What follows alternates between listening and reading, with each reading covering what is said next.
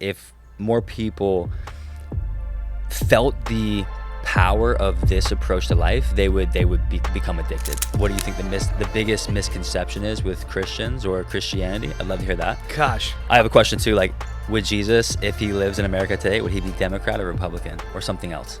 He would be Jesus. Yeah, that's crazy. The fact that you wouldn't do, so there's cold plunges, there's saunas, there's Normatec, there's supplements, there's all these different things, but you would go sleep mattress. But you don't have a million subscribers. Right. You have 60,000 subscribers on YouTube. Like 58. But you're making your living through those videos. So that should be like a wake up call to everyone. Like, you don't need to chase the equipment, and you don't gotta chase the follower count or subscriber count, because you can make things happen with your content if you do two things. We're in the Zen Den, baby. First podcast in the backyard. Let's go. By the way, stoked you're here. Let me get you this. Let's do it. Slate milk, 42 G's. Okay, so David and I met at Running Man. And this was, 2-3 weeks ago? Something like that? Last weekend. No, it wasn't. Yeah, not the weekend that just passed. Okay. Today's So just Tuesday. over like 8 days ago. Yeah. That's crazy. But you and I met, and it's like we had this conversation that lasts probably a good 20 minutes or so. But by the second minute, I was like, yo, this is my guy. Right. And like we're like a long lost brother. Seriously. So like how often does that happen to you? Because I feel like you got great energy. And then the second question would be like, why is that even a thing? Like what is it about people that kind of makes us feel like we've known them forever? So to be totally transparent, I feel like it happens a lot. Quick story, I was at my buddy Eric Hinman's Founders Only Retreat, and he passes a mic around and asks, like, what's your superpower? And it's one of those questions that you're put on the spot, and I didn't really... What's your superpower? I love that question. My superpower, I felt like, is just connecting with complete strangers. Like, to me, every one of my best friends was once a complete stranger. So why prevent that from happening? Mm-hmm. So it does happen quite often. Like I find that I have really good friends with people who work at the grocery store that I go to quite often. We actually know things about each other. And that doesn't happen enough in the world, but I think it should happen more. And what makes that happen is your openness, like your willingness to be vulnerable, be open, and be transparent with who you are.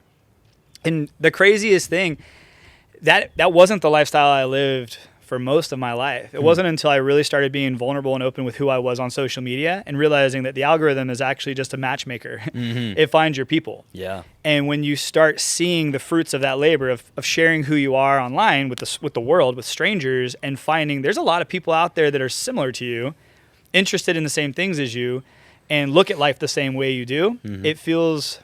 The world just looks a little more beautiful. Mm-hmm. So you weren't like this with like back in your old job or 10 years ago? You weren't like that as much? I would say I was, but looking back, I wasn't nearly as open as I am now. Yeah. I was open. I was pretty, like, I would hug a stranger, but definitely not to the level that I am now. Yeah. Because we just had a 5-second hug right there in the backyard, barefoot on the grass, and that was phenomenal. Felt so good. That should be a mandatory thing for human beings to start the day. I'm in. I'll come over here every morning. I feel you make the hour drive or so. Yeah. I just feel like the world would be a better place if there were just more of that, like to your point, like this openness, this vulnerability, this openness to connection, and kind of being, I guess I would say, uncomfortable, because that's not so natural for us, I feel like. But once you do that more often, it becomes natural. It's true, and I feel like sometimes we don't stop to think that, like, this conversation we're having right now that's happening currently is the very first time you're ever hearing the words that I'm speaking come out of my mouth. And it's the very first time I'm hearing you speak the words you're about to speak ever. Whoa. And I think sometimes we don't think about that. We think that, like, a lot of us have canned responses, like, hey, how you been? Good. That's my least favorite question. So, well, what's making life good right now? Mm-hmm. What's something that happened today that you'll never forget? And when you look at it like that, it's like having a conversation with somebody where you're genuinely interested and you're genuinely listening with intention. It changes the way you communicate with people. Mm-hmm. It changes the energy of the conversation. I mean, we've all been there where you're talking to somebody, they ask you, hey, how's the family? And then they look at their phone. Yeah, yeah. I mean, I've been there. Yeah. And it hurts. It's disconnection. And we're designed for connection. We're designed for community. We talk a lot about that presence. Like, your presence is your most valuable commodity, not time, but presence. So when it comes to, I mean, I totally get that too. Lost my train of thought even to begin with. My bad. You said a lot of beautiful things. What did you just say? Oh, okay. So here's the idea that I had, and the shift that I had that really changed things for me, and how I connect with people, how I talk to people, how I treat others, and it's this idea of how everybody is my neighbor. Yeah. So when I was growing up, I thought, neighbors and friends, those are in this one category.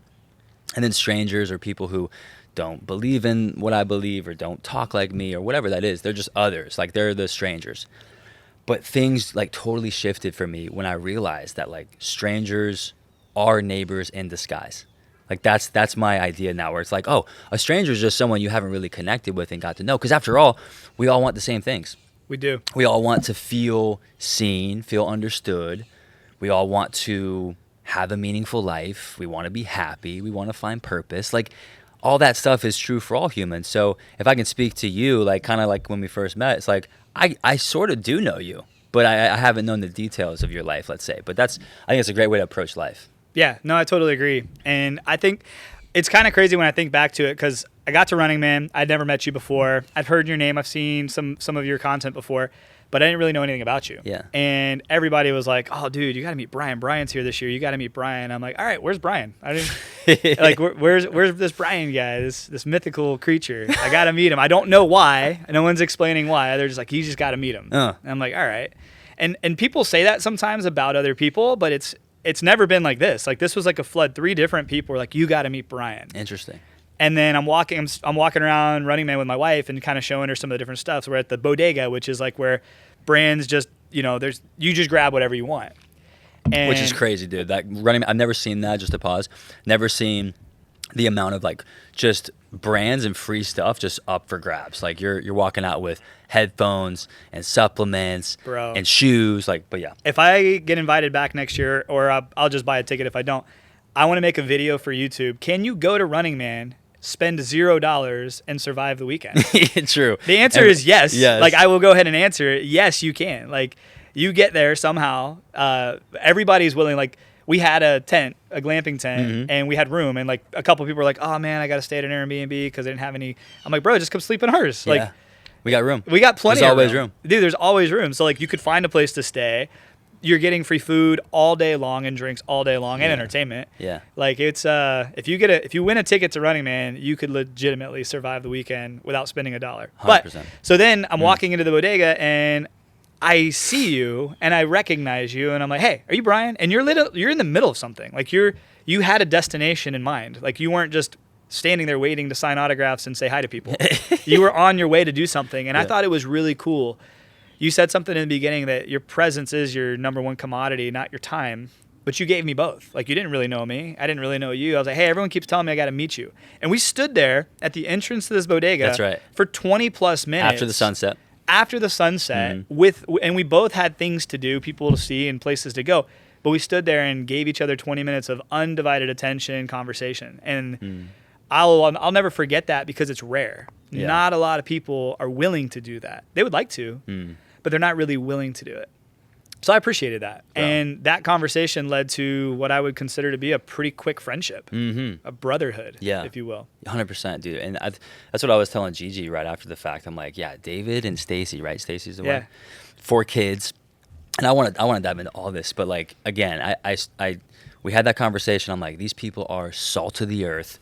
So much of our quality of life that I'm realizing lately is like the relationships and the people you hang around with. We're all busy. Like, we all have lives and business and everything, which is why it's so important to be connected to the right people.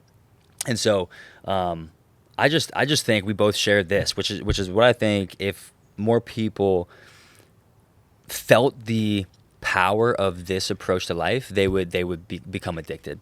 Is every single moment or encounter could change your life. So true. I stop and I conversate and I connect with you because I'm like, this could be a door that opens to a new friendship. It could just as easily be a new business partnership. Yeah. It's like taking that approach to life. Like, there's no ordinary days.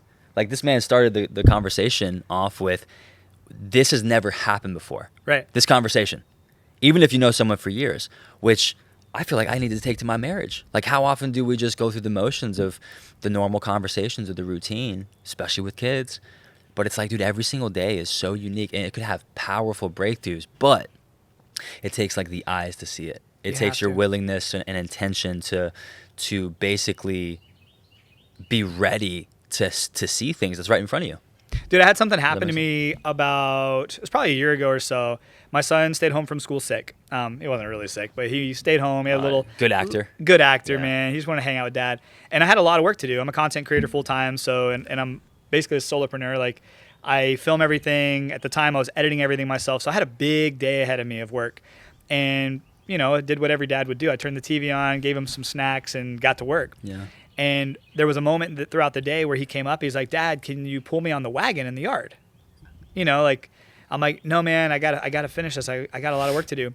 And he's like, "Okay." And I remember seeing his face, and he looked sad. He looked like down, like, "Oh man, like Dad said no." And I'm not a no dad. I'm a very much yes dad. But I had a lot of work to do, and seeing his face, it was like, man, this flood of thoughts popped in my head. It was like, when's the last time my oldest daughter has asked me to pull her on the wagon? Like, there's going to come a time where they're not going to ask anymore. And, there's all these cliches like kids can only hear no so many times before they stop asking you and start asking someone else. And I believe there's a lot of truth to that too. But for me, I'm usually pretty intentional about it. But I recognize, like, man, he just wants to go get pulled in the backyard on a wagon. It's going to take me 5-10 minutes to fill his bucket, and then I can get back to work, and he will be like, my dad said yes. Like, he will feel that. He may not acknowledge it, but like, he'll feel it. So like, I almost cried, and I'm like, man, what an epiphany moment. Like, when's the last time Ava's asked me to pull her on the wagon? So I take him outside in the wagon, pull him around the yard, film a little reel, post it. It's emotional. It's great. Later on that day, my wife and the rest of my 3 daughters come home from school, and I just, like, for fun, I recorded, like, put my phone down and recorded. I was like, "Hey, Ava, you want me to pull you on the wagon in the backyard?" And she's like, "What?" No. And then it got even more real for me, because it's like, dude, like, that's proof right there that our time with our kids is limited. Our time with our friends is limited. I mean, think back to relationships I've had in the past. Like, in my previous career, I had some really great friendships, some really great conversations. We, with people through the thickest and the thinnest of times. And now we don't really have a relationship anymore because we don't work together. We're not with each other all the time. Yeah. So it changes. It's not bad, but it just changes. And it makes you appreciate and cherish those conversations a little bit more. Like you said, this conversation could lead, it's already led to, that stopping at Running Man led to a friendship, which led to this podcast. And even now, like, I listen to podcasts with more intention. Like, sometimes you hit a podcast because you might like the host, or you might like the whoever's on the podcast, but like, are you really listening to the words being spoken? Because it's a full-blown conversation that's unscripted, meaning you're feeling something that's real. And right now, there's so much content out there that's scripted, and it's not real. Yeah, your YouTube is not scripted at all, right? It's not scripted. Because that's a great point, where I see a lot of stuff on YouTube that is, we're just reading it from a teleprompter. Right. And there's a time and place, I get it. Yeah. But I'm a big believer, and Josh and I talk about this a lot, and I talk about it in general a lot. It's like, in the world of information 2.0, we're in the information 2.0 age, like 10.0 age. Right. Information's not what's going to separate you from other people, or information's not going to give you a leg up anymore. It's like, it's out there. It's out there. It's you being more human. It's you being more you. And so I just want to get better at being me. I want to get better at speaking from the heart. I want to get better at articulating my thoughts. I want to get better at organizing my thoughts. I want to get better at showing or feeling empathy, like connecting with other people. That's irreplaceable. And if you add knowledge and expertise, and especially firsthand knowledge to that, you're freaking unstoppable. Amen. Right? Real quick, I was thinking, which is probably a far out thought, most likely untrue, but what if heaven, to some extent, like whatever's after this, is like you get to relive your entire life, but you never miss the moment? Like, you show up in the fullest way, the most present way, and you are all there. There's no worry. There's no fear of the future. You're just freaking there. Like, on some level, how satisfying that must feel, that is paradise on some level. It's like you're loving and being loved, and you're fully present. Well, it is true, and you got to think there's some merit to that, because worship in heaven, the angels never run out of reasons to stop worshiping God. He's that good. We do. we're down here and I love Jesus. I mean, my hat Yeah, you're a believer, yeah. says Jesus on it. Like I wear this everywhere I go, and not to like push it on anybody, but like he saved my life. And my relationship with Jesus is the most important thing, because from him all things flow. I've recognized that. But even as someone who recognizes that and lived a very lost life previous to this, I still sometimes run out of reasons to acknowledge his presence in my life and worship what he has done in my life, because we're human. So that could be. Yeah. We could live in the most present. Yeah. I love that. On some level, right? What a thought. That's one of my far out thoughts. It's not really grounded in reality. It's just like, what if, What if? But all I know is whatever is next, if God is love, it's got to be 1,000 times infinitely better than what my little pea-sized human brain can fathom. We can't right? fathom it. So you brought up Jesus. Okay, this is amazing, and it's part of my journey of like, I don't speak about my relationship with Jesus and my beliefs as much on social media anymore. And that's a whole different conversation. I feel like what I believe to my core, in terms of like posting content, it's almost like this quote kind of encapsulates it, where people don't really care about what you think and what you believe. They care about how you live. So Apollo, the alchemist author, said, "The world is not changed by your opinion, but by your example." And Christ came to show us the way. He showed us how to be human, showed us, what it looks like to love your neighbor. Oh, by the way, love your enemy. Mm-hmm. Like, dude, if we loved our enemies, imagine the world, imagine America, what that would look like. So there's a lot there that we can dive into. But yeah, you personally, I guess, like, give me the short or the long version. I'm down for both. Who were you like? What were you like before? And then I guess what were you like after Jesus? So I grew up in, I hate saying it like this, but like I didn't really grow up in like a Christian household. We were actually Catholic and would go to church every so often. Like culturally, familiar. Yeah, I grew up with a great family life, but we didn't pray before every meal. Like, we weren't super grounded in a relationship with Jesus.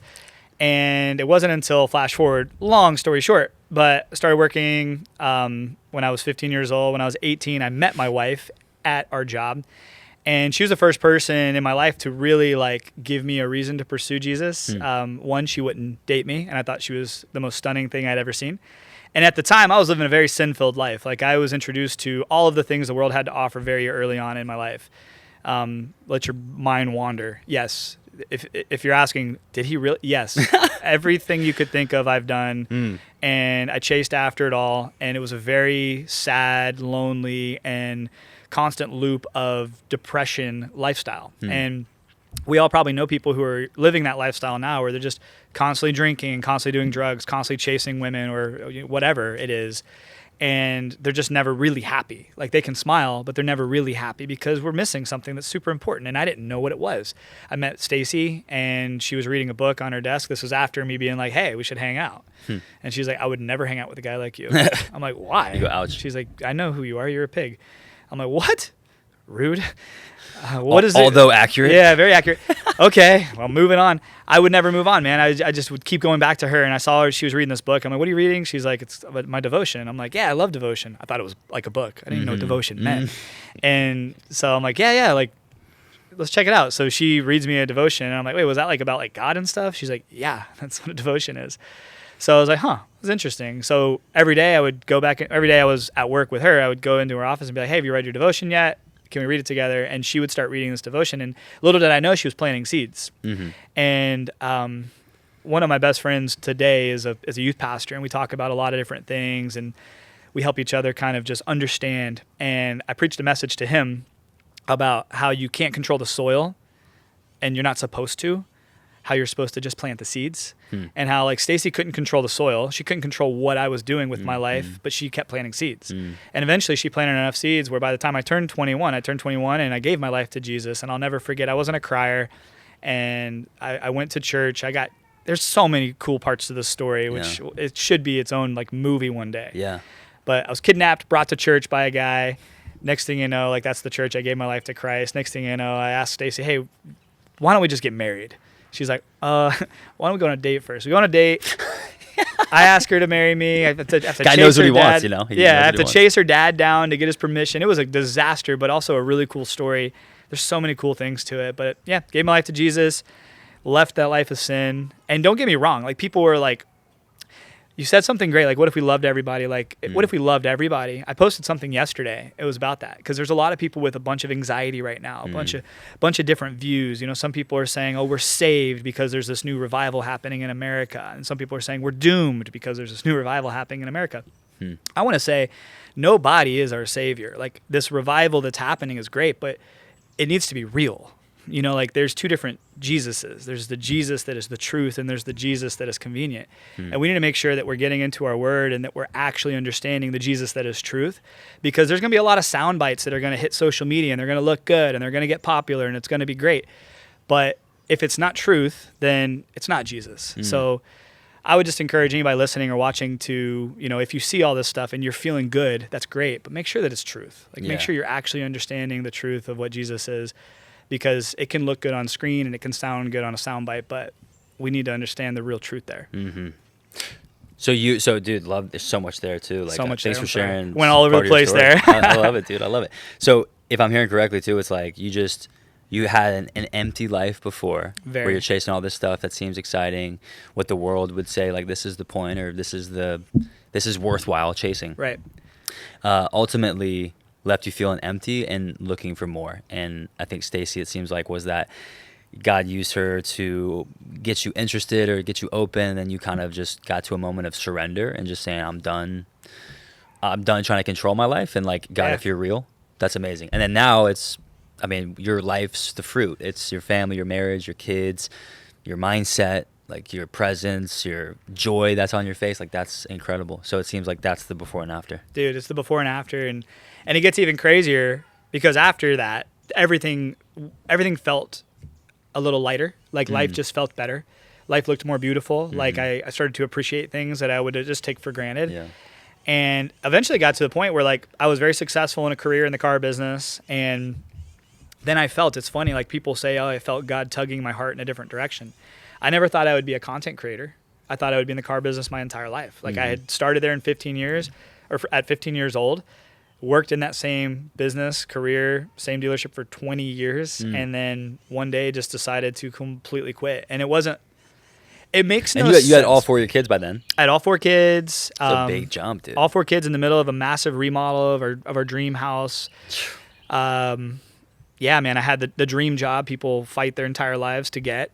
Great income, top 0.0001% of income, all the perks. And I just said, you know what, like, comfort is a dangerous place, and I'm very comfortable, and I could ride off into the sunset and do this the rest of my life, but I won't feel fulfilled. Other people might feel fulfilled for me, but I won't. And I have to do something. I felt God calling me to do something different. So one day I just quit. I quit my job. Left all the perks. There's no severance package in the car business, so like literally left with no income coming in. I was the sole income provider for our family, and just focused on making content full time. And what's crazy is like, what's crazy about that story, and there's so many details that would just make no sense to most people listening or hearing it, but I fully gave every part of my life to God and said, hey, I have no plans. There's nothing about me that should make me successful as a content creator. I wasn't a former athlete. I'm not a doctor or a nutritionist. Like, I've got no cool prerequisites or anything. I'm just a dude. And I just realized that cold plunging changed my life, my mentality, 4 things. And then sauna as well, getting generally fit, optimally mid, as me and my wife call ourselves. You know, like, we're mid, but we're optimally mid. Optimally mid to go run a marathon is pretty impressive. It was cool. I don't know if you could be optimally mid and do that. But we are, man. We're optimally mid. I like it. And yeah, so I gave every part of my life to God and said, I just trust you. I will say yes when I feel it's you, and I will say no when I feel it's not, no matter how good it sounds or how bad it sounds. And it was a scary moment. It kind of, a friend of mine, he's a big public speaker, his name is Glenn Lundy, called me like 2 days after I quit because it made like news in the car business. Yeah, sure. He's like, bro, he said, think about Peter when he stepped out of the boat. He was feeling really good, really sure of himself because he's standing on water. Yeah. And he looked at Jesus and he's standing on water. And he's like, man, like, this is awesome. But then He looked left and he looked right and he saw the wind and the waves. Mm-hmm. He saw the real world, and he drowned and he fell. And don't fall. He's like, dude, just keep your eyes on Jesus, keep focused on Jesus, give every part of it to him, and I believe you'll be okay. And having some reassurance from a friend who really has no ties into anything that you're doing, but just like he felt the need to let me know and give me that direction. Like anytime I found myself kind of like looking left and right, I'm like, nope, I'm gonna just focus on you. Yeah. And I could not write a contract. I could not write a 5-year plan and ask God for what my life has turned into in the past 2 years. He has overwhelmed me with the blessings, and I could have never asked for it. I could have never prayed for this. Yeah, dude. That's amazing. That's a testimony right there, bro. I think that's powerful because I know that in my own life, with baseball in my college days playing ball, I caught the yips, which is something, if you're familiar, like it's something like with your mindset, and it's like a mental block. And something you do over and over and over again, like catch a ground ball, throw it to first base from shortstop, becomes something that you overthink to a point that you're so scared to make a mistake. You either spike it or it goes into the stands way above the head. So I couldn't get out of it. Like I needed a sports psychologist and like actual help, which I didn't get at the time. So that's kind of in tandem with a couple other things. That's what ended my career. But that's why I'm so passionate about mindset and how we approach life and helping men and women like elevate their mindset, how they approach their day to day, because your life's only as good as your mindset. You know, we call how you relate to things and people and circumstances, like we call that your mental health. We call that your like mindset health, right? So the point being is what we focus on grows. If we focus on don't make this mistake, don't do this, what's going to happen? You're going to freaking spike it, you're going to throw it. And so I think what you were speaking of with your story is this, that friend of yours, what's his name? Glenn Lundy. Glenn, legend. He encouraged you, which is dope, because like it's within encourage is what word? Courage. He freaking fused that courage within you, which really is just like, hey, this is who you are. This is whose you are. Like God's for you. So stop playing small. Stop living fearfully. So he fused you with courage, which helped you focus on what could happen. Exactly. In the best case scenario. And that's huge. What a way to put it. Yeah. Yes. Because every time, like, it's going to happen. I was pretty lonely, too, because, like, my wife and kids we were homeschooling, and she was a stay-at-home mom while I was working. And then God made all this happen. Like, I don't even know how it happened. But basically, within, like, 3 days, I quit my job, and Stacy gets offered a job at the school that my kids were going to prior to homeschooling. And they had 4 open slots for all 4 of my kids to go. So it was like, she gets a job, and all 4 of our kids get to go to school, which was awesome. Yeah. It needed to happen. It happened. And now they're gone, and I'm at home. Like, I'd never been home. Yeah. For my entire adult life, I had a job to go to. And I was good at my job. And I felt good at my job. I felt needed. I felt wanted. And now I'm home doing laundry and filming content myself. I didn't have a film crew or an editor or anything. I was doing it all myself.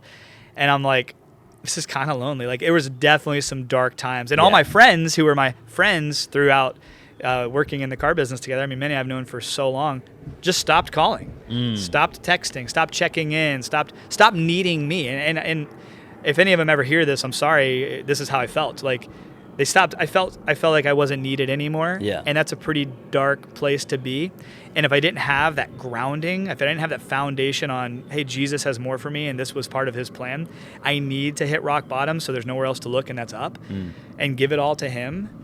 It happened for a reason. And I had that to look. I had that courage, that encouragement, that when I was in those really dark places alone, I was able to say, all right, Jesus, this is where I really need you. And I had someone to give that pain to. And this isn't to preach, but this is like, if you're somebody listening and like you don't have that place to put your pain, to put your anxiety, like Jesus is that place. Like, he is that place. I've experienced it in my life. I know many others have. But like, I would just encourage, if you haven't found a place to put that pain, to put that anxiety, to put that sadness, that depression, or that loneliness, open up the Bible and just read the gospel. Like, it's just filled with, or just watch the show on, I think it's on History Channel or Great something. show, just the Bible. The Chosen. Oh, okay. No, The Chosen's good too, Yeah. but the Bible, like reenacted, it just kind of helps. Brings it to life. Yeah. So no, that's phenomenal advice. That's exactly right. I mean, divine love as a person. That's a beautiful thing, and And I love that you're outspoken about your faith. It's amazing to see that. And I have so many questions to follow up on that. It's like one of them being, especially in America, I would love to kind of pick your brain on like, what do you think the biggest misconception is with Christians or Christianity? I'd love to hear that. Gosh. I have a question too. Like, would Jesus, if he lives in America today, would he be Democrat or Republican or something else? He would be Jesus. Yeah. So here's the thing. I posted this post yesterday. I encourage you to go back and watch it and read the caption to it because it took a lot. It was hard to film. I actually had to like cut myself a bunch of times. So like, not cut myself, cut the clip a bunch of times because like I was getting passionate. Yeah. Like I was getting filled with the Spirit, which sometimes can sound tough on camera. Like if you're talking to somebody and you feel that passion, Sure. It's different. But when you're watching it on camera, it can be hard to see. Sure. It's like I've had to get off Facebook a little bit lately because of what we talked about a little bit earlier is like there's certain people who are looking at what's happening in America right now and they're thinking we're saved. And there's certain people who are looking and saying we're doomed. And then there's people who stand on the corner in New York with a megaphone saying repent of your sins, you sinners, like just calling people. God doesn't call us to judge. He calls us to love. Who are we to judge? Just because somebody's sin is louder than yours doesn't mean their sin is any different than yours. We all have closet sin. We all have closet temptation. And a lot of people hear the word sin and they think, oh, this person's being holy. And I don't understand it, so I'm not even going to listen anymore. It's temptation. Like when you're sitting lonely at your house and you have the desire to pull up a pornography website, that's a real temptation for a lot of men and women. That's a sin. That's temptation. It's not good, but like we have a way out. And maybe you partake, maybe you don't.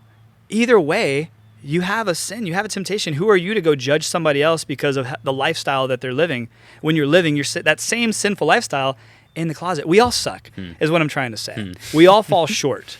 Nobody's better than some other person. It may look better online, it may look better on TV, it may look worse online, it may look worse on TV, but God calls us to love one another.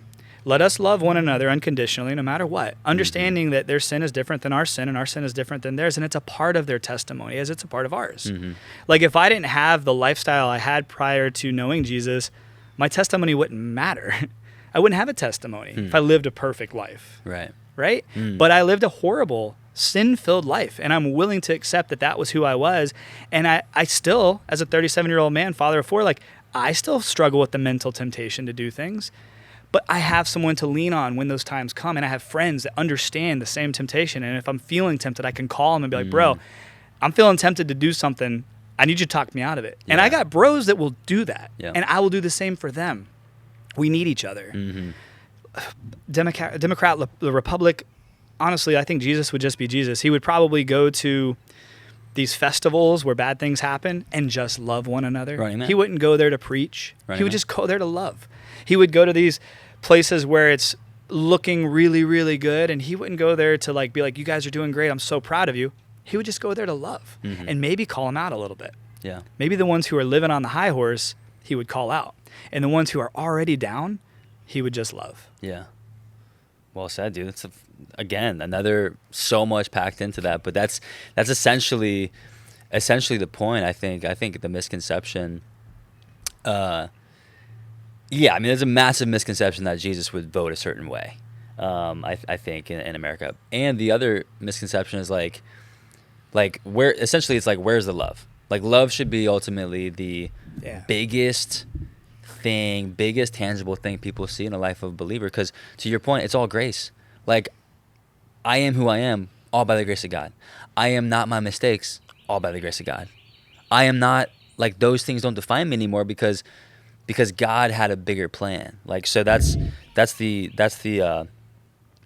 power of finding my identity in Christ. Is I'm not my mistakes. I'm not my failures. I'm not my past, but more importantly, I'm not the mistakes I'm gonna make. Right. You know? So I'm not gonna define myself by those things. I'm going to define myself by who I am in Christ. And that's when like Ryan asked us at Pathos the other day, and I want to get into community and how you define success. And again, there's so many things in my head. So part of this journey too is like trying to keep everything in one place and not use notes, because what you said is perfect. Like, this is a moment. Let's connect. Let's not have a script and like go through Yeah. that. But anyway, Those are good. There's a time and place for that, but time and place. I love podcasts where it's spirit led. Like 100%. We didn't plan this. 100%. We didn't even talk about if this was an okay topic to talk about. For sure. But you're passionately speaking and expressing. I love that. Like, passion, it's inspired talk, which is God-breathed talk. Like, God's giving you that energy and wisdom and articulation and passion for something. Let that go. But just to wrap that idea in the whatever the saying is, wrap it in the bud, whatever that is. But to tie that into a bow and to finish it, that we close the loop, is Ryan asks, Pathos asked, who are you? Who are you really?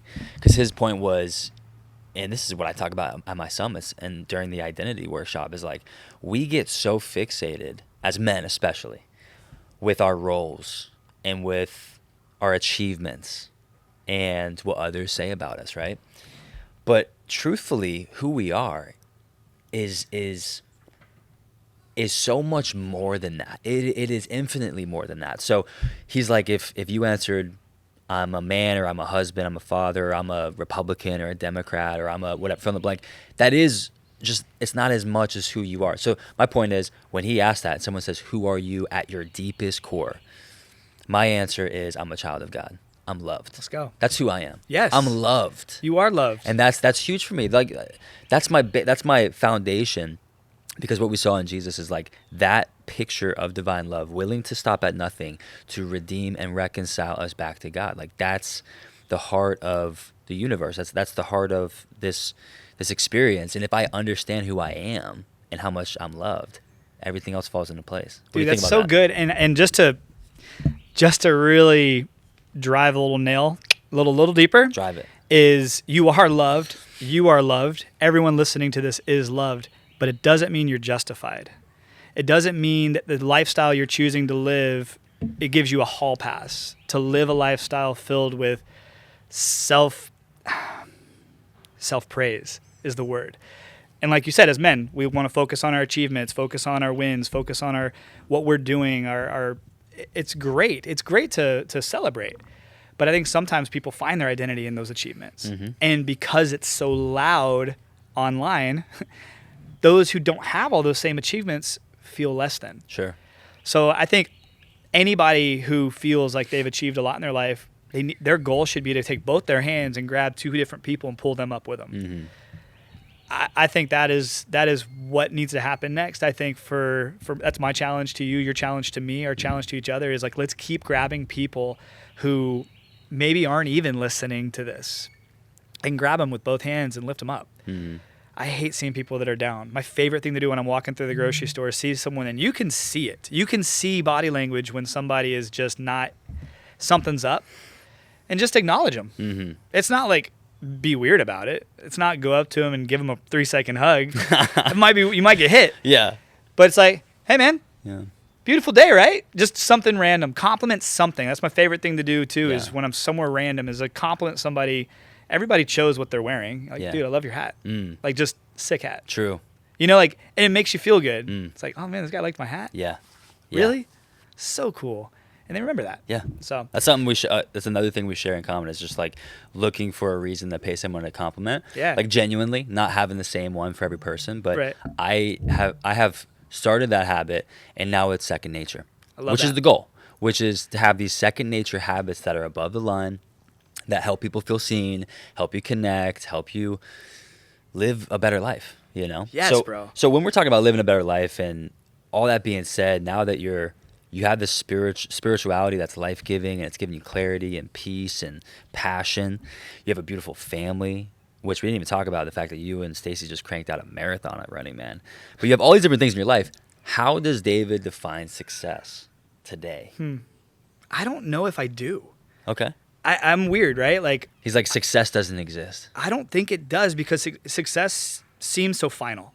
Like, people could have said I was super successful in the car business. We would win these awesome trips, and we would top ranking dealer, great customer satisfaction, and then it would just restart the next month. Right. So it's like when is enough. When is enough? And I mean, there's interviews, right? Like, interviews where people would ask billionaires, millionaires, people who are super wealthy, like, at what point is enough. Like where is enough money, and it's always just a little more. There is no success. So I think maybe I've been just tainted to the whole, I don't know. Like I don't think I define success as like a destination. That's good. Every day's new. I mean, every conversation I have with my kids is new. I mean, one day I could think everything in my family is going great, and then the next day there's some drama. So I don't really have a good answer for that. Yeah. I don't really focus on it. I focus on what's in front of me and The process. and the process and the journey. Life's a journey. It's not really a guided tour or a final destination. I mean, we're all kind of like one long goodbye until we're dead, right? So it's just enjoy each moment, each day, and live with intention. I feel like instead of focusing on success, I focus on intention. Yeah. That's what I can really plan. I can't really plan for success. I'd say that I'm living a successful life, but it's not over yet. So it could come crashing down tomorrow. Right. That's great. I love your openness to like saying I don't know, because after all, one of my favorite Trevor Hall lyrics is like, "What I know is that I don't know." Right. and I want to stay there more often, because there's certain things I believed last year that I'm like, how silly, Brian. Bro. Like, you know, we've had new information, we've had new experience come to light, or have that happen where it's like that's actually not true. And what you spoke about with the success is something I really firmly believe right now. And again, I could be wrong. Maybe in 5 years, I'm like, Brian, you dummy. That's not success. But success to me is so much more about how you show up than about what you do, than about what you achieve, what happens when you show up. It's about your heart and your posture, your mindset, and the way you move through life. Because you could have the money, you could have the achievements, but doesn't necessarily mean you're truly successful. And I think that's easier said than done when people have things in their life that are objectively like, yeah, you achieved that, you should be proud.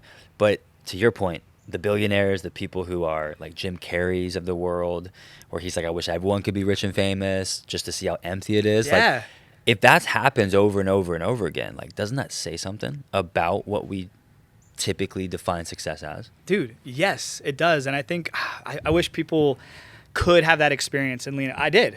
I was a top 0.001% income earner, and it was like not a very fulfilling life. I had the wife, I had the kids, I had Jesus, I had the friends, I had my name on. It was most people's definition of success. That was it. I was living it, and I willingly left it. I wasn't fired. I wasn't laid off. It was a shock when I quit, and I tarnished relationships. I tarnished family relationships. I tarnished a ton to quit and chase purpose. And I think to anybody who maybe is thinking of what their answer to that question would be, like, how do you define success? I would challenge you to also kind of restructure that question and think like, am I living with purpose? Like, is my life giving me purpose? Is my life giving me life? Devin says something like, I'm living for a living. I've heard Devin Levesque say that, like, I'm living for a living. Everyone should. Everyone should be living for a living. Like, your job should complement what brings you purpose, and that will provide your income. And I think genuinely, like, that's success, is when you're able to pay your bills, live a good life, and you feel your cup is overflowing with purpose every day. Like, I think that's success. I don't know if it ends, because maybe it changes. Yeah. But I would restructure that to think like, am I living with purpose? Do I feel fulfillment from what I'm doing? And if the answer is no, make a change. Yeah. Choose your hard. Yeah. Right? You saw that this morning? Oh, so good. Yeah, that poem's fire. So fire. Yeah, I mean, it puts you in the driver's seat, essentially. Like, hey, you can choose. You know, you have the free will to embrace hard things. Because just like the cold plunge, I mean, full circle, you spend a lot of time in the plunges and stuff. When is it harder? When you're in a place of like, I don't want to do this. I feel like you're kind of just like hesitant. You're resisting it, or when you're like, no, I'm gonna actively get in this. I know it's gonna make me better, and I'm gonna be stronger and more disciplined because of it. When is it easier? It's easier when you accept why you're doing it. Exactly. Yeah, and I think that's what I love about it, is it never gets easier. You just have to like manipulate yourself. Yeah. And say, I'm gonna get in anyway. Yeah. Like this morning, I got in it at 5:20 this morning, and I didn't want to. Who would want to? Yeah. I didn't need to. I was coming here. There's a cold plunge. I'm looking at it. Like, I could have got my plunge in here. Yeah. But I was like, this is gonna wake me up. It's going to make me feel better. I'm going to be able to be more mindfully intentional on the car ride, taking my kids to school. It's going to set me up for a better day. And I did something, and it was hard. Yeah. And it felt freaking good. Yeah. Yeah, man. That's fire, dude. We I wanted to get your point of view on a couple things. Number one, like what's your quick best advice? Just going back previously, because I put this bookmark in my head when you talk about work from home. Yeah. I think a lot more men are working from home in a hybrid or full time scenario with the jobs that you can do from home these days. So what is David's best advice for working home effectively as a man? I struggle with that too. Because rhythms and routines are constantly changing. Like, obviously, I have friends just like you do who are content creators living kind of a similar lifestyle as us, which God is so good, but they don't have kids. They're not married. They're able to literally schedule out their entire day, and they're like selling courses on how to be productive. Go have a family. Right. Go have a family and then write books on how to be productive, please. It's like, really. But isn't it crazy though that even before kids, Gigi and I talk about this all the time. We thought we were insanely busy. We thought we didn't have time, so like we had to have the hacks and stuff to put things in place, but you don't know what you don't know. No, and it's good, and I think there's obviously an audience for all of it, but I'm saying, like, do you have a good answer? For like, sure. I think that doing the things that are most important earlier in the day, which are sometimes the things that are really hard earlier in the day, sets me up for a successful day. Like, I'll be honest, yesterday I had one of the most productive, best days I've ever had up top. Why is that? It was a great day.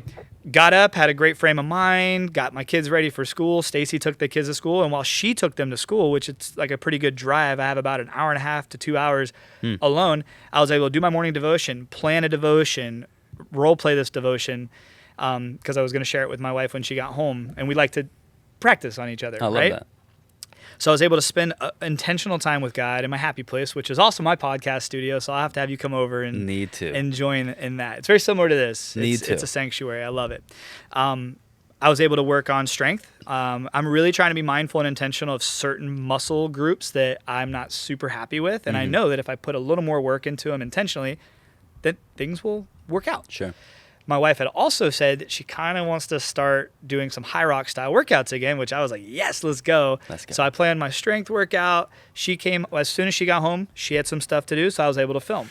Full hour and a half, 2 hours of full filming. Got that done. Then we worked out together. Epic time. And now everything, all the important stuff that needed to happen that I could have put off. Yeah. Like, I got it all done, and now we have this free time. We have like 2 hours before we have to go get the kids from school, so we played a little pickleball. We laid out. It's great. Like, lived the retired lifestyle for 2 hours. Like, that was a very successful day. Yeah. I had a couple calls with some friends, and like, it was just a good intentional day. Then the kids came home. I wasn't stressing over like, oh man, I need to proof watch this or do this. I was able to get everything that I needed to get done. And then when the times came, I was able to be intentional. Now that doesn't always happen because that's Monday. Today there's different routines with sports and different things that my kids have in school, traveling for doing podcasts and stuff. So like every day is a little different. But okay, back to the question. Any advice for the parents who are working from home? Figure out what your priorities are, and like have like your top 3 priorities that aren't work related, and make sure you try to get them done early in the day. And then if you can, some people have to work like specific hours. I get that. It's different for everybody. Like it's a hard question to answer. For sure. But I would say prioritize the things that bring you the most life. Yeah, that's good. Yeah, I think that's well said, because I'm a big believer that, I said it today, like life is not going to get easier, but we get stronger.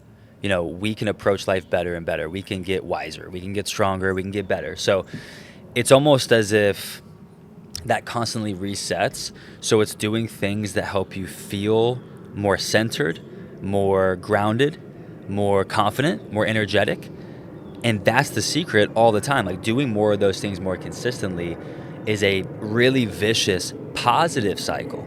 So I hear cold plunging, I hear sauna, strength training. Like, what are some things that you do that help you feel more alive, more you? Yeah. That way you can tackle things in the best way possible. Let's go, bro. Yeah. This is what I love the most. This is what brings me the most joy in this fitness space, because I don't consider myself. Me? Yeah, you, bro.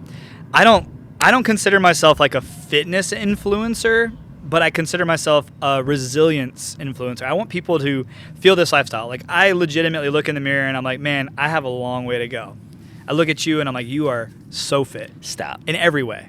You're Wow. a great looking human who's fit and able. Like, and you're present. Like, you check a lot of the boxes of what men today are probably aspiring to be. And it is hard. I know it's discipline. I know it takes a lot because I'm doing it and I'm literally like, that's my job now. But resilience is what I'm after. That's like, fire. I want to be able, I don't want to be so sore to where I can't enjoy time with my family or do something super spontaneous. Sure. Or like go randomly throw a backflip. Like, I want to be able to Can you do backflip? I just learned it this year. Heck yeah, dude. That was a goal. But if I train the way I used to train really intense and I was always sore. And then I started doing CrossFit and I was always hurt. And then I started doing a lot of yoga and then I got really limber and I wasn't hurt all the time, but I didn't really love the way I looked. Yeah. So like, I've tried all these different things. Now I have this like hybrid training that I program myself and I feel great. I'm able to go run a high rocks with my wife. We do it together. We went and ran a high rocks together. Yeah. 2 weeks of training, ran a high rocks, completed it. Love it. 2 weeks of training, ran a marathon. Like, we were able to just sign up for these things and go do it and come home and not be dead. Yeah, yeah. Like, I remember hearing my friends or family members going and running their first marathon, and then they had like a week of recovery. Yeah. The next day, we were out hanging out with our kids, playing in the backyard, and Wow. then Monday came around, we started working out again. Like, Wow. I don't know. Like, are we supposed to be more sore, or is there another way? So, doing cold plunge, grounding, getting intentional sleep, sauna, contrast therapy, red light therapy. Like, these might all seem like biohacks, but honestly, they're like resiliency needs. They're things that create a more resilient body. Love that. Things have just started healing faster. I feel more energy. I feel better. I feel more present. I feel less anxious. And I'm able to go do the things. Yeah, that's fire. Resilient. What do you say? Resilience influencer.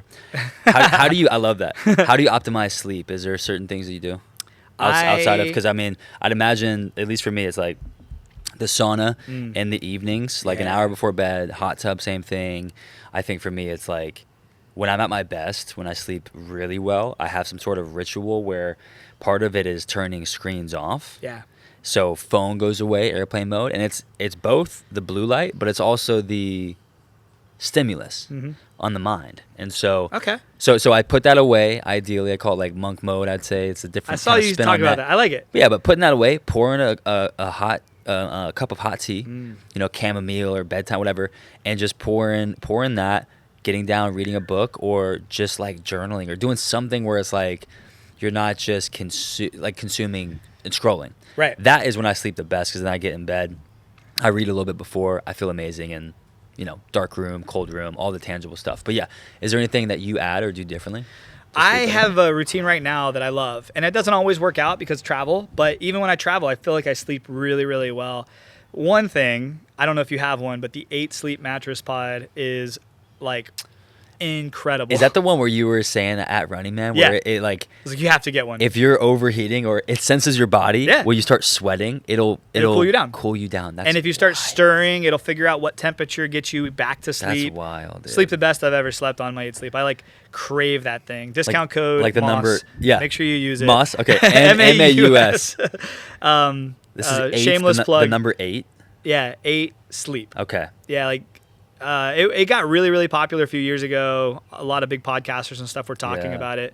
But it's legit. Like, they sent me one. Full disclosure, they sent me one, and I wasn't even excited about it. I'm like, I sleep fine. I don't need this. Yeah. It sat in my living room for a month. Whoa. And then one day I was like, man, I think I should probably open this thing and film it. So like, I set it up, and my wife was so upset. She's like, oh my gosh, you can see the lines in there. Like, we're gonna feel it. You don't feel it. She loves it. She's like, if we lost everything, if like our house burned down and like all the cold plunges, saunas, everything we have was gone, what would be the first thing we bought? 8 Sleep. It says a lot. That was, I think, I'm not sure if you told me that at Running Man. Maybe it was. Yeah. Or after. That's but it's like her thing. Because she said it before. No, you said that FaceTime this past week. Oh yeah. Because I was like, I forget if I asked you or you basically said it. That's crazy. The fact that you wouldn't do. So there's cold plunges, there's saunas, there's Normatec, there's supplements, there's all these different things. But you would go, bro. Yeah. sleep mattress, 8 Sleep. it's next level. But yeah, I mean, obviously all those things are important. You can take Yeah. a cold shower. I live in Florida. You live in Florida. Yeah. Walk outside. You're kind of in a sauna. But like the sleep part is important. So here's what I do. My sleep hack, and this is something that I do with my kids too. Not all of them do it all the time, but we always sleep better as a family when we do this. So first things first, and this is going to make no sense to most people, but like me and my wife both agree, if our kids want to sleep in our room with us, we let them. If we can help them sleep better, we sleep better as parents.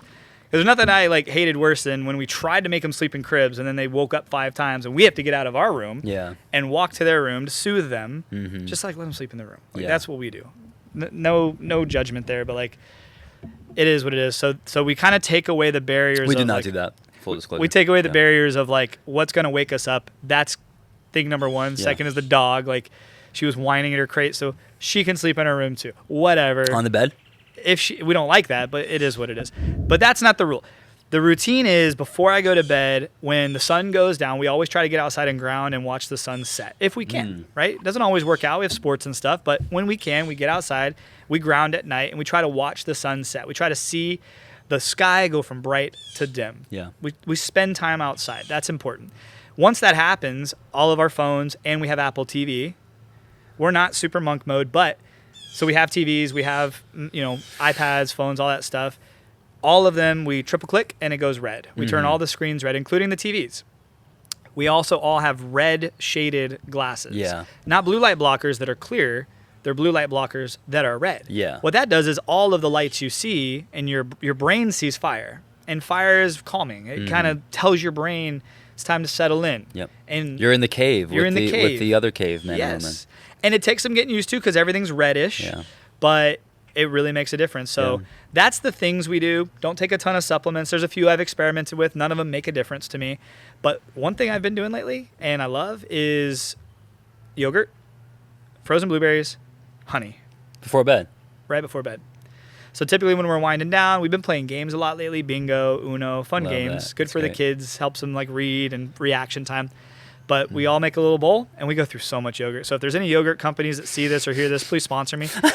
Grass-fed preferred. Yes. Grass-fed preferred, whole. Like, that's a goal. Yes. But yeah, raw honey, whole, grass-fed yogurt, and frozen organic blueberries. What do you notice when you do that? So have you ever worn a continuous glucose monitor before? No. So me and my wife did, and we've always looked the same. We've never been like super out of shape, but we've always looked the same. And started wearing them one time, and we found out she was hypoglycemic, meaning in the middle of the night, she was waking up with like panic attacks, which was weird. And it was because her blood sugar was crashing. And it was because she was breastfeeding 4 kids. She was breastfeeding and not eating enough for her and for the baby. Wow. So we started intentionally eating fat and protein-filled foods at night. Not so much carb, but whatever. It is what it is. And that was, then that helped. And we found that yogurt, blueberries, and honey is like this really great meal to eat at night where it just, I don't know. I'm sure if you looked into it, there's reasons. But it became a great nighttime snack, and we've just kind of stuck with it. Wow. Tried other things too. It's just a great nighttime snack, and everybody seems to sleep well, which seems weird, right? Yeah. You're eating a lot of sugar in the honey and in the blueberries, but It's worth a try now. I'm kind of, my interest is piqued. Like, and I would do that. I kind of do that stuff randomly, naturally, and and again, like I'm not saying I'm full monk mode and I don't eat anything an hour before bed because it's just not the case all the time. But I'm gonna definitely try that. Yeah, dude, it's good. And I mean, that's kind of it. Then we usually just pray for the kids and everyone goes and lays down and goes to bed. We do have a red light panel in our room, and that's our night light. And that helps. Gotcha. It can be bright. It can get a little hot because it's a large one. But yeah, I think having the red lights does help. I know people see it and they're like, this is weird. What kind of Amsterdam vibe you going for? But it's funny. We live on a lake and we have a bunch of lake neighbors. And now I'm seeing red lights across the lake in the morning and at night. Yeah. Because starting the trend, baby. We started the trend. Yeah, a lot of us talk. We have like a little Facebook group, and we all became friends. And it's like, dude, what are the benefits of this? A couple guys have hyperbaric oxygen chambers. Everyone's getting saunas and cold plunges. It's like this whole lake is gonna be nothing but healthy people. The wellness retreat, dude. You could have the lake. Calling it the well. Let's go. That's fire. So breath work, is that something that you do much, or meditation, prayer? I breathe. Yeah. I breathe, and I love breathing. I don't do a lot of breath work. I should. And a lot of my friends do. I noticed we did some breathing out here. Yeah. I need to do more of it. I'm Well, not it depends against on how you it. define breath work too. Like, I think I just mean like the simple practice of turning your attention to your breath, Yeah, and yeah, not yeah. really trying to think about anything else, but just breathing fully and slowly. Well, I will say this: there's randomly a night a month that I just can't sleep. Mm-hmm. Truth be told, and I find when I do box breathing, like when I sit up and I sit up and I stand on a acupressure mat. Mm-hmm. And like sit on my edge with like the spikes on my feet, and I do box breathing. Interesting. Usually after about 2 minutes of that, I'll lay back down and fall asleep. Interesting. Yeah. So I have done box breathing, and I do find that it helps. I just think breath work, breathing in general is so powerful because, oh, dude, I'm gonna butcher it, but Jonah Kest, I had him on the podcast early on this year, and he was saying something about how, and I'm gonna do the bro science version of this, but your heart beats, your spleen's doing whatever spleens do. I'm not even sure what they do. Your liver's filtering, like all this stuff is happening, but your breath is the only thing like that, a natural occurring in your body that you can control. Ooh, and you can slow down. bro, that's fire. Right. So it happens. So he said both, and it's like it happens naturally. Right, when we're sleeping, you're not thinking inhale, exhale. It's happening all the time naturally, but there's this shift where you can put your conscious focus to it, and you're doing it consciously, Dang, intentionally. You changed my whole shift there. You shifted it. You changed the thinking patterns now. And dude, the breath is just so complex and profound. Inhale, exhale, receiving, releasing. So like, we're talking full circle. We're talking God, and we're talking meditation and sleep. Dude, one of the best ways to get into the like just Zen type of peaceful state is to get into a place of I'm either receiving like a word or like a phrase or something like that, and then like exhaling something as well. So it's maybe breathing in peace, and I'll breathe that fully in through my nose, and exhale the stress of the day. Exhale trying to control people or things or whatever it is. But it's just, you can take it and run with it in 10 different ways every single day. Best part, it's always with you. Let's go, bro. You don't got to get that at the store. No, it's always with you, and you can change it. I like that. It's the only human function, basically, other than maybe pooping and peeing, that you have control over. Yeah. I like that. That like also even blinking happens just naturally. happens. Like, I guess you can control. That's true, but it doesn't affect your central nervous system as much. I think your breath it's the powerful one of those, because it's like it literally calms your heart, like slows your heart rate down. You can change your physiology based on your breath. Let's go, bro. Which happens naturally. Yeah. I love that, man. Yeah. I love makes cold plunging easier too. It does. That was going to be my number 2 point of breathing, is when I get into the cold plunge is when I always do box breathing, and it helps me like get through the time a little faster. Yeah. My typical routine is I'll get in and dunk. I'll try to stay under for 5 to 10 seconds. Mm-hmm. Come out. By the time you shake your hair, wipe the water off your face, you've been in there for 15 to 20 seconds. Then focus on your breathing. You've already gotten through that initial shock response. It sucks the most it's going to suck because you've gone fully underwater. Everything is like heightened. By that time, your body is releasing endorphins and all of the chemicals that are keeping you alive, but also making you feel good and alerting you to get out. So it's a huge rush of things. By the time you get to 30, 40 seconds, you typically got your breath controlled. Yeah. I love that too, because we talk about that all the time with people jumping in for the first time, or they're new to cold plunging. Splash in your face. You got so many sensors, or again, bro science, but if you splash your face, just like your ears are the temperature thermostat for your body, that's why we wear hats in the sauna, you just acclimate way sooner than if you just get in the cold plunge and you don't splash anything on your face. So it's about that kind of activating the system of, okay, let's get our bodies attuned to this new temperature sooner. That way it's a little bit easier, right? Yeah, bro. So maybe if you're really looking for a challenge, don't splash your face, I guess, if you're trying to be resilient. Oh, man. I don't know. Tell me about your big ass calendar. That's the thing that Jesse sends, bro. right? It's called Big Ass Calendar. Yeah. You just posted about it. Yeah. And It's changed my whole year. Okay, how has that thing changed your life? So number 1, what is it? Number 2, how has it changed your life? And Do you have one? I don't, not yet. So number 3 is like, why should I get one? Yeah, you should get one. Well, one, they're not expensive. So, like, I don't know. I went through probably past 2-3 years of leaving the car business and having most of my days kind of planned for me. Like, what I had to do as a job, like, it all just kind of fit in. Like, it all just happened. And I just had to kind of be intentional about my day off or family vacations, which was like 1 week every 6 months or you know. Sure. So when I left that and now I've got all this time to plan out, I'm like, I need a planner, I need a calendar, I need to just be smarter with all this time. And I couldn't find anything that helped. Like, I had the paper calendars and the planners, and I'm like sitting there, and I found myself spending more time trying to plan out my day than actually living it. So it wasn't good for me. Like, the planner thing wasn't good for me. There's way too much constantly varying that I couldn't really enjoy it. I couldn't get into that routine.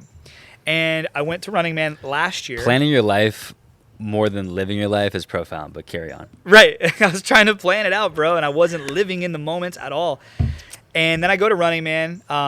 Full disclosure, Plunge took me out there because they sponsored it last year, and they're like, Dave, we'd love to have you come out to this cool event. I wasn't a runner. I ran a half marathon with one of Stacy's cousins to support her 15 years ago, and I hated it. Yeah. I was horrible at it. I'm not a runner, bro. Like, 5K is way enough. I like the little CrossFit, like 400 meters in the middle of a workout. That's my running. To the dumpster and back. So, to the dumpster. You know, it's like, yes, to the dumpster and back, bro. Did we work out at the same gym? Probably. So I end up like reluctantly saying yes. I didn't know anybody out there. I was kind of a new content creator. I wasn't going out there as a content creator. I was just going out there with Plunge to help people, to teach people about the product and help people through their first cold plunge. Like, that was kind of it. And thank you, Plunge, for bringing me out there. Because you opened my eyes to something I didn't even know. Shout out Plunge, by the way. They're amazing Plunge. people, the team, the product, Bro, obviously. I love them, man. Yeah, Ryan's about to have a baby, dude. Like, let's go, man. He's been liking more of my fitness, fit dad content. Yeah. So I knew stuff's happening. Something's happening, man. I'm so proud of him. I love that team. They're great people and a great company. But they took me out to Running Man. I knew of one person that was going to be out there, Shervin Shares. Okay. Crazy part to my story. Shervin's the reason I'm a content creator. Like, Shervin there's so much to that story too. I can't share it. It'll take up too much time. But Shervin, I love you, bro. If you ever hear this, just know I love you. And I'll always be grateful for you. I love you too, buddy. So I knew he was going out there. So I'm excited now. I'm like, okay, cool. At least I'll go out there and know somebody other than the Plunge team. Like, I'll know somebody else. It's good. So I go. Get my plane ticket, fly out there. Shervin's like, let's ride together. So we get in the car. He rented a Cybertruck. This is back when they first came out. And me, him, and 2 other content creators are in the Cybertruck, and we cruise the 2 hours to where Running Man is. Become all automatic bros. We decide we're going to share a tent together, and it's great. Running Man was awesome. I met 100 people that are all I consider friends after last year. And while I'm out there, I meet Jesse. I didn't even know who Jesse Etzer was. Like, I'm not a big content consumer, to be honest. Yeah. To be totally transparent. Like, I never really consumed a ton of content. So I didn't know who Jesse was. I didn't know who Devin was. But I met them there. They were super cool. Talked about the big ass calendar a little bit. I started following, you become bros, you start following each other, and then now you know each other. So there's like that desire to engage with their content and see what they're doing, see what they're talking about. And I see this calendar, years coming to an end, and I'm like, you know what? I could get behind that. Because one thing I had one of those little clear glass or plastic calendars that you could dry erase, and I had it in my kitchen of my house at one point. And I found that helped with me, like, figuring out when do I need to post for Plunge, when do I need to post for this brand, so I would put my deadlines, like, this is when I need to post, and I was able to just put the little check mark, keep it simple. Huge. And it helped. So I was like, dude, that'd be kind of cool to do that for the whole year. Yeah. So I get it, and I didn't really know how big it was. It's a big ass calendar. Yeah. So I got it. My wife is not on board with this thing being anywhere in the house. And I convinced her to let me put it in the hallway leading out of our master. So, like, when you walk out the master, the door can close and shut it and, like, kind of hide it a little bit. Yeah. But for the most part, you're going to see it. So it's in your master room hallway, essentially. Yeah. Yeah. Interesting. And I don't know. I just started filling it up. I was like, all right, cool. So I got a couple work trips. So I used a certain color sticky note and I put it on there. And then I'm like, when do we have cheer competitions? So that's purple. Put those on there so I know when the cheer competitions are, so I don't commit to doing something. Sure. And it was more for me. Yeah. No one in the family. Didn't get it for everybody. Got it for me. And then it was like, when does school have early release, or when's it a holiday so the kids don't have school? So I would put color there for that. And then it was like, when do we have 2 family vacations planned? Let's put those up. That's green. Boom, boom, boom, boom. And now I'm looking at this thing and I'm like, bro, like, we've got a lot of space before we've got this. Like, we need to do something in January. And then it's like, what should we do in January, guys? And then Wyatt was like, let's go to Disney. I'm like, let's go to Disney. We'll do like 3 days at Disney. Love so it. Plan that. Put the color up there. And then it's like, man, we got 3 more weeks of like nothing. What should we do? I was like, guys, let's have some goals. I want to learn how to do a standing back tuck. Anybody else have a cool goal? So we all have a goal. And I'm like, by the end of January, in this month, I want to land a standing back tuck. I've never done one in my life. You learned on YouTube? No, I just learned. Just learned bro. Yeah, I watched a couple YouTube videos. They weren't very helpful, unfortunately. Do you have a friend kind of hold? Like, yeah. Okay, yeah. So my buddy Sean Murray is one of my best friends, Nice. pro wakeboarder. Yeah. He would FaceTime coach me. And then my kids are competitive cheerleaders, so I would go to the gym with them on open gym, talk to their coach, and like have them train me. Amazing. But I got it. Yeah. So then, boom, sticker goes up, land, like goal achieved. Now I'm looking at now it's like February's coming up. We don't have anything planned in February. We've got some time. We should do something. You know what? All of my kids know how to ski except for Wyatt because he was conceived on a ski trip, but he's never been on one. So let's take him. Oh, it's in his DNA then. You just got to unlock that, you know? So I took him, plan the trip, father-son trip with a 4-year-old. Yeah. Put that up there. Boom. Just you two. That's just amazing. us two, bro. Amazing. I highly encourage parents, do that. Yeah. So boom, do that. Next thing you know, like every month we're looking. Now my wife's getting into it. She's like, man, this is actually kind of like a memory book. Like it's like a photo. It's no photos, but it's just like memories. What do we up. do each month? Yeah. So now we plan like every month we're looking at like everything, and it's not big extravagant trips. Like I know I'm mentioning the big ones, but it's like this weekend we're gonna invite the Pruitts over. Yeah. Write that up there. Goes on the calendar. This weekend, Paul Saladino is going to come over. Boom. This weekend, we're going to have all of the 8th graders of Ava's school come spend the night. Come hang out. Like full Friday night party. Like have some fun. Boom. Plan it. So now this calendar has turned into like, I don't even know, like a pride board, like a brag board. It's almost like you're trying to build an interesting life. Yeah. Like you're trying to do interesting things, have goals, and not just go through the motions of life, bro. Which I think that's phenomenal. That's what I was doing. Yeah. Like for every year of my life, it would I would work. It would just be work in that little circle of just work, maybe kiss my kids goodnight, work, maybe go to a cheer comp, work. Yay! Now we have our our annual family vacation, which I'm going to be thinking about work on. Now it's intention. Like it's intention over work, and I'm planning work around my intention. Fortunately, sorry everybody watching this, all my brand partnerships and stuff. I love you guys. I get it done, but I plan my family. Yeah. I plan the life that actually brings me life, and then around that is where I fit in work. And I can plan dude, there's been a couple months where I have 5 days of work. Yeah. And the rest is movement. Focused. Yeah. And I'm able to get it all done. Mm-hmm. So it's that's freaking cool. 100%. So it's been super intentional for us. The family loves it. I bought 10, 20 of them and gave them out as gifts. I don't know if everybody's actually using them. My buddy Matt Laporta, Major League Baseball player, he actually texted me last week. He's like, bro, this big ass calendar has been a game changer for me. It. How do I buy 2026s? Yeah. And I'm like, I'm just gonna get you one, bro. Don't worry. I may have to buy my own. Now it's big. Yeah. You need to find a spot. Put it back. I mean, I might put it back here, honestly. You probably could. Yeah. It's gonna take up a large space.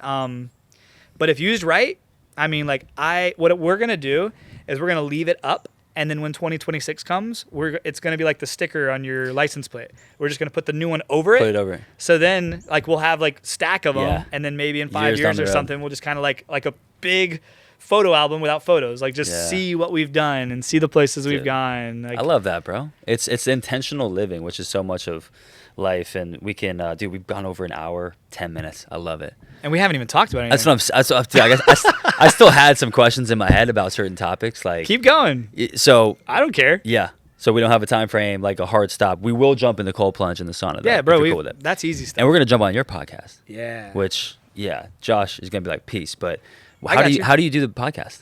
How do you do yours? Just film us, bro. On your phone. This is gonna be so cool. I love podcasts where we've got multiple cameras, good mics. Crazy, dude. We're just gonna FaceTime, basically a FaceTime call with my phone. I see. Right here, and we're just gonna talk with our lips next to each other. Perfect. Now we'll figure it out. In the plunge, we're gonna do a two person plunge. Yeah, bro. We're gonna have some fun. So real quick, just to cap that thought off though, is you're prioritizing lifestyle over income to a certain extent. Oh yeah. Because that is the new rich. If you have enough money to cover the bills, to cover when life happens, just to feel pretty good about that. I think Joe Rogan talks about it a lot. If you make 50 grand or 100 grand more than that, it's not like your lifestyle significantly gets better or your peace of mind or your happiness, right? So I love that you do that because that's just a much better focus, like the lifestyle and your approach. So then the crazy part is you've stepped into this newer, different lifestyle, and it's paying off more than what your job with the dealership paid. So that's crazy. That's awesome, because I'm a big believer, if you just do something that you're passionate about, like, I feel like the money and the opportunities will come because you're more in line with your purpose. But with that, I'd love to hear, like, so when you're talking about like creating content, you're not a content creator, like by, your own words, like, quote unquote, I'm not a content creator, or you never thought yourself to be one. But you're clearly really great at what you do. You clearly speak authentically. You create awesome content. You're succinct. You share valuable information. So my question is, like, what's your best, like, what was the mindset shift for you to really make better content where you felt good about it? Yeah. Does that make sense? Yeah. So I have been in a position most of my adult life where, like, I was a leader, like I was a manager, so I had a team that I had to be able to speak to. So I would go to classes and I would just do all the things I could do to get better at speaking, to get better at leading, to get better at making it make sense. Yeah. Is what I always go back to. Taking whatever's in here and like, you just got to make it make sense. Expressing it in a simple, yes, understandable way. Yes, and that's something I'm still working on, but it's something I also felt like I was pretty decent at. Like, I can take my crazy ADHD brain and make it make sense to somebody in a simple way without over complicating it. And I think that's the problem. I think sometimes people are so smart in this space. Like, I watch people, just like you probably do, that like go through reviews and they go through studies and they speak like they're talking to a whole bunch of scientists that understand the gibberish. Like, all right, now let's simplify it to like what a middle schooler would understand. Yes. Because that's me. Yes. Like, I can't understand these big words. Make it make sense to me. So I would say the switch happened when, the switch happened. You want to hear when the switch happened for me? I was making content on YouTube because of COVID. COVID came and we were told we were going to shut down the car dealerships, and I'm like, well, this is going to suck. Like, what are we going to do? Yeah. We can't like meet with people. How are we going to show them the car? How are we going to explain the benefits? So I was like, let's just start a YouTube channel where I'll do walkarounds of all of our cars and we can share that with customers so they have time to like watch and pause and share with their spouse and ask questions. I didn't know YouTube connected you to the whole world. I was never a big consumer of content. Sounds like a Gary Vee story, where he just started selling wine and this. I don't know his story. No. Okay, well, carry on because it's very similar. I need to hear it then. So I know who Gary Vee is, but I didn't know his story. I got to check that out. But yeah. So like, I started making content about cars, and then COVID didn't really shut us down. It was Florida, but I had learned YouTube. I had learned how to video. I had learned how to edit. I had learned how to publish, and then I realized, why are these videos getting so many views, and why are these people commenting from other countries? Yeah. What is happening here? Huh. Like, I think we've been hacked. And then I learned, oh no, when you post something to YouTube, anyone can find it. It's not just, I thought you had to share the link, and that's how people saw videos. Wow. Because that's how YouTube videos had came to me in my previous life. Like, people would share a random motivational video from YouTube. So I thought that's the only way you found it. So now I'm learning more about YouTube. This is kind of cool. And COVID didn't shut us down. So like, I did a lot of different video updates, like what's going on at the dealership now, like some of the specials. Like, I used it as a place to communicate with people who might be interested in buying a car. Mm-hmm. And then my buddy Sean Murray was like, dude, like, your YouTube channel is so cool. Like, have you ever considered making videos like with your family? Like, when you and your kids go on trips and your family go on trips, and like documenting it. Cause like, our dads don't have the camcorders anymore. They're not making home videos anymore. He's like, that's how I look at my YouTube. Like, yes, it's my job, but also I love documenting trips so that we can relive those memories. I'm like, that's so cool. So I started filming with my kids. I started filming us building chicken coops and beehives and mining crypto and all the random stuff we were doing and learning. And then I went snowboarding with some buddies. I was dealing with severe brain fog. I'd never cold plunged in my life or been in cold water. I grew up in Florida, and the coldest water I'd ever been in was 70-degree spring water. Yeah. And I go snowboarding with some buddies. There's a creek behind where we're staying, and one of the guys is like, dude, let's go jump in that water. And I'm like, no, bro, we'll die. He's like, no, we won't. You'll feel amazing. Let's go. So I was like, all right, whatever. We jump in there, and that feeling changed my life. I felt like almost like there's this Ryan Reynolds movie, Free Guy, where he's like, oh yeah, dude, love that movie. Yeah, I love that movie, right? And he hits the little health button, and it's like, whoop! Oh my gosh, I feel brand new. That was me, and I was like, what did we just do? What did we just unlock? I called my wife. I was like, babe, we've got to do some ice baths. She's like, what? So get home, flash forward. I built a cold plunge, and I had aquariums before. So I knew that there was chillers, and I knew how to build an aquarium. You filter, a pump, you need water moving, and then maybe a chiller. I had a saltwater aquarium with a small chiller once, and I built basically a large aquarium, put my body in it. But I filmed it on my phone and posted it to YouTube thinking it might help a person or two. Video went crazy. Explaining why you did it and all that? Just showing how I'm doing it. Literally, it was a trial and error video. Yeah. Like, I'm going to build a cold plunge. This is what I got, and this is how I'm going to do it. And literally, I'm videoing. At the end of the video, I'm like, guys, don't do crack, do cold plunges instead. Like, seriously, had no intentions of this video going crazy for me. And it went crazy. And next thing you know, brands are like, hey, let me pause. Before I get to brands, next thing I know, people are commenting from all over the world like, this video was fire. Thank you so much. Cold plunging changed my life. How do you clean it? And I'm like, that's a great question. I haven't had to do that yet. How do I clean it? So then I made another video. How do you clean this cold plunge? Yep. And then what if you have a kid that wants, what if you have kids around? I'm like, I have kids around. Make a video of my kids. And what should we do? Building a lid for it. They made a video like, people are like, I don't want to use a horse trough because it's metal and electricity will die. Like, why not use rubber? I'm like, pretty sure water is conductive in whatever material you're in, but let's do a rubber one. So then I built one with rubber. And it just kept stacking. I kept making cold plunge videos, and then brands started reaching out. But the thing that flipped for me, because it was just hobby, I was working in the car business. You weren't making money with that yet. No. Yeah. I didn't know you could make money. Right. I didn't know you could make money on YouTube. I didn't know who Mr. Beast was. I didn't know. I shouldn't even ask that question because you thought YouTube was only videos sent to people. Yeah. With text message. Bro, I had no idea. I never heard the word affiliate before. I didn't know any of this stuff. Yeah. And then a guy named Shervin Shares reaches out to me and is like, bro, your video is great. Yep. But you don't have any links in there. Like, you're leaving money on the table. I'm like, I don't need the $20. Like, I got a good job. Yeah. He's like, bro, it's like, it could be good money. Yeah.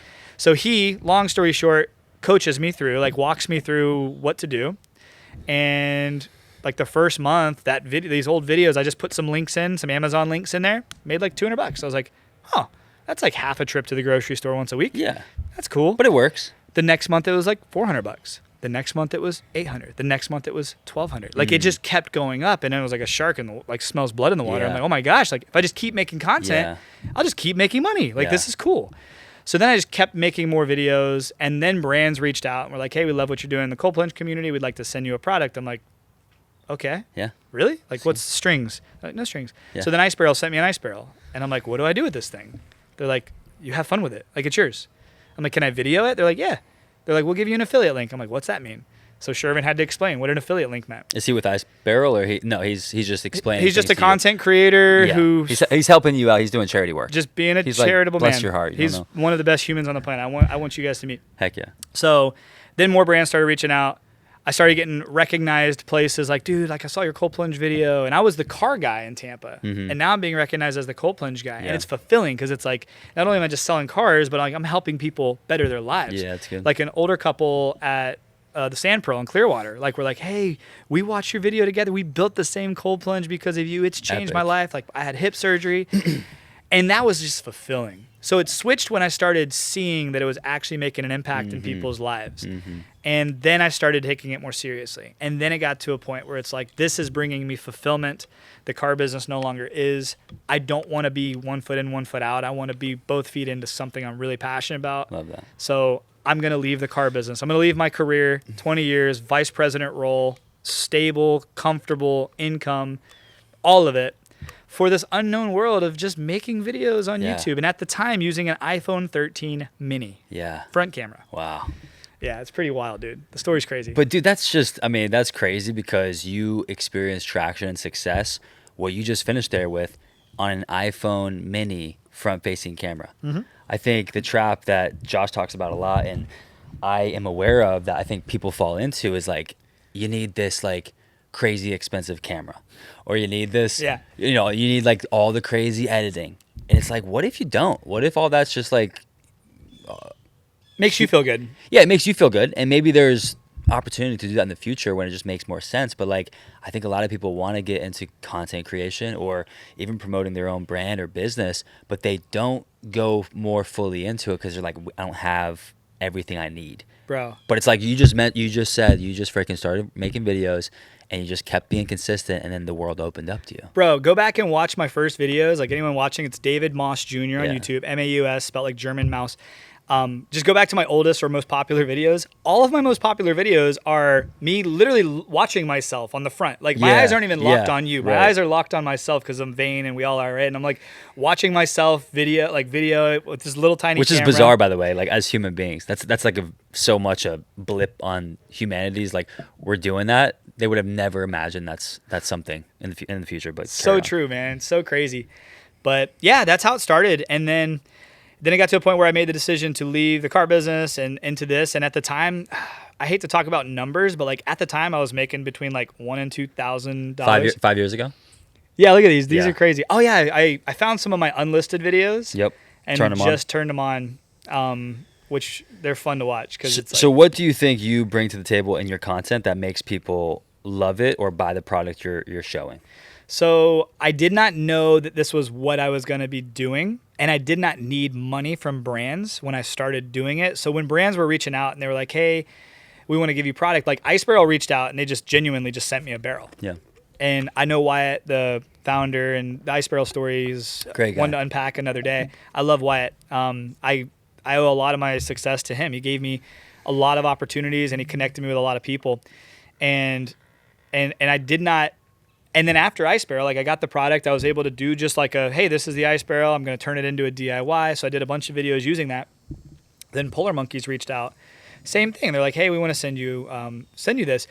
And I was like, okay, cool. So now I've got 2. So I'm like doing some reviews. I had bought the Edge Theory Labs cold plunge, rest their souls. And so like I had 3 now. So now I've got 3. So I'm able to do like rotating content on these 3 products. I did like comparison videos. Mm-hmm. I did some like upright versus lay down versus metal tub. Like I was able to do a lot because it was 3 totally different cold plunges. Mm-hmm. So I was able to do some not product specific videos that ended up being product specific. And all 3 of them gave me an affiliate code and I wasn't exclusive and I didn't need it. So now I've got other brands that are reaching out, but they want exclusivity. They're like, hey, we want to partner with you, but we don't gift products unless you're us exclusive. Yeah. And I'm like, well, then don't send me your product. Yeah. Like, because that wasn't worth it to you because there's so much more opportunity on the table. Yeah. Yeah. So it had to be a fat deal for that to be worth it for you. There was no deal that would have been worth it because at the time I was making so much money in the car business. Like none of what they were willing to offer would have even like I would have considered because it was like now I'm a sales rep for you. Mm-hmm. When I can only represent you, I have to be kind of like a sales rep for you, which feels different than when I have 45 different cold plunges at my house and 16 different saunas that I can make content on at any time, and I have full autonomy. Mm-hmm. Like I sign no exclusivity, and I have no scripts. Like I speak what I want to speak, and one of the cool things, my manager, now I have a manager, now I have a full-time editor. Yeah, Lisa, she's the best. You talk to her. She's a long-term friend. Like we connected years ago. But yeah, through Organifi? Yes. Yeah. And we've reconnected. We're talking about potentially working together. Should, man. Yeah? Yeah, 100%. She's good people. She is great people. She's an incredible soul. She has changed my life. And she's one of the first people, shout out Lisa, she's one of the first people to really show me that I had value. Like I didn't know. There was a month where I did 200 Ice Barrel sales on my affiliate. 200 in 1 month. And I shared that with Lisa and she's like, David, that's insane. That's crazy. She's like, you are worth, and I had like 15,000 subscribers on YouTube. Yeah. Like everything was growing, but it wasn't like it is today. Yeah. And she's like, brands they're seeing you for your subscriber count, but they're not seeing you for your value. Like I need to know these numbers. Yeah. So then I started like going through, I didn't really even look, started going through and was sharing all these numbers. And she's like, you're doing almost $1 million in sales a month. This is insane, David. And I think it's because I wasn't exclusive with one brand. Like I was able to authentically talk about all these different products. Yeah. And then like I had friends that had other products that I didn't have and I would just review them. Because like I'm like, okay, cool. I'm a resource now for people. Just like when I was in the car business, we sold pre-owned cars and I wasn't like glued to like you have to buy a Nissan because that's what we have, or you have to buy an Acura. Like no, like if we don't have a car that suits your lifestyle and what you need, let's help you find the right car for you, even if it's not from me. Yeah. And I still take that stance. Like if you watch every video I ever make and you end up buying a product that's not a product I've ever reviewed, good. I want you to be able to make the best decision for yourself. That's good. Genuinely. Yeah. Dude, people will reach out and they're like, dude, I just bought this product. I felt so bad because I didn't use your code. I'm like, I get paid like $20. Like it doesn't change my life. Yeah. I'm happy for you. Yeah. I'm glad my content was able to help you. Thank you for watching my videos. That means a lot. Hopefully you liked and subscribed and maybe shared it with a friend for the algorithm, right?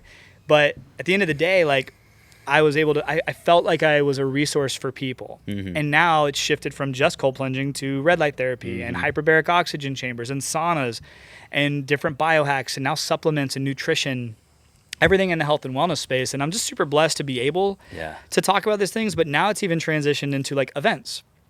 Like Running Man had me come out and they were like, we want your honest take on Running Man. Like who is Running Man for? And I'm like, I'll share it with you. Like I interviewed Jesse and Devin. Did you see that interview? No. So I interviewed them. They're on my podcast.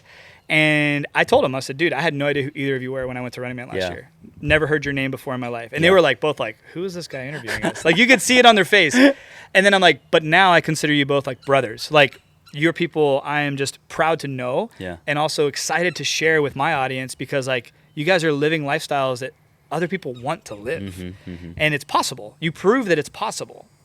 And it's great.